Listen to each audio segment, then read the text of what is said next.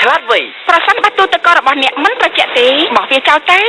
សូមណែនាំទូទឹកកក Samsung Slim Cooling Plus Tier 2ដែលមានប្រព័ន្ធរក្សាភាពត្រជាក់ពីដាច់ដោយឡែកពីគ្នារក្សាភាពស្រស់បានយូរ Samsung Slim Cooling Plus រក្សាសំណើមនិងភាពស្រស់ពេញទូទឹកកក